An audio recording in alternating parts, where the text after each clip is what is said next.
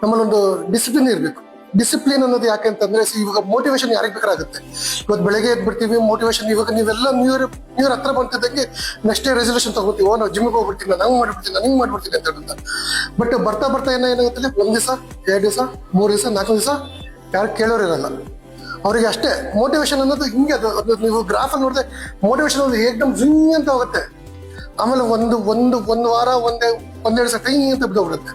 So discipline ಮತ್ತೆ consistency ಅನ್ನೋದು ನಮ್ದು ನೈತಿಕ ಸೇವಾ ಸಮಿತಿಯಲ್ಲಿ ಒಂದು ಅಂಗವಾಗಿ ನಮ್ದು ಫಸ್ಟ್ ನೈತಿಕ ಸೇವಾ ಸಮಿತಿಯಲ್ಲಿ ನಾವು ಏನಪ್ಪ ಕಾನ್ಸೆಪ್ಟ್ ಇಟ್ಕೊಂಡಿದ್ದೀವಿ ಅಂತ ಹೇಳಿದ್ರೆ, ನಮ್ಮ ಜೊತೆ ಬನ್ನಿ, 2 ಇವೆಂಟ್ ಮಾಡಿ, 3 ಇವೆಂಟ್ ಮಾಡಿ.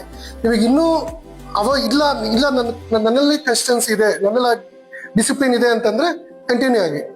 ಇಲ್ಲ ಬೇಡ ನಾನು ಸಮಿತಿ, ಯಾಕೆಂತಂದ್ರೆ ನೋಡಿ ಇವಾಗ 100 ಜನ 200 ಜನ 300 ಜನ ನಾವು ಸೇರ್ಸ್ಕೊಬಿಟ್ಟು ನಾಳೆ ಒಂದು ಇವೆಂಟ್ ಮಾಡ್ತೀವಿ, ಅದ್ರಲ್ಲಿ ಒಂದು 10 ಜನ ಬಂದಿಲ್ಲ ಅಂತಂದ್ರೆ ಎಷ್ಟು ನಮ್ಮ ಒಂದು ಆಲೋಚನೆ ಅವ್ರ ಆಲೋಚನೆ ಎಲ್ಲದನ್ನು ಅವ್ರಿಗೆ ಒಪ್ಪಿಗೆ ಆಯ್ತು ಅಂದ್ಮೇಲೆ ನಮ್ದು ಗ್ರೂಪಿಗೆ ಬರ್ಲಿ, ನಮ್ ಜೊತೆ ಓಡಾಡ್ಕೊಂಡಿರ್ಲಿ ಅವಾಗ ಅನ್ನೋದು ಫಸ್ಟ್ ನಮ್ದೊಂದು ಕಾನ್ಸೆಪ್ಟ್. ನಾವು ಗ್ರೂಪಿಗೆ ಆಡ್ ಮಾಡ್ತಾ ಹೋಗೋಣ, ನಮ್ದು ಸಂಸ್ಥೆ ನಾವು ಬೆಳೆಸ್ತಾ ಹೋಗೋಣ.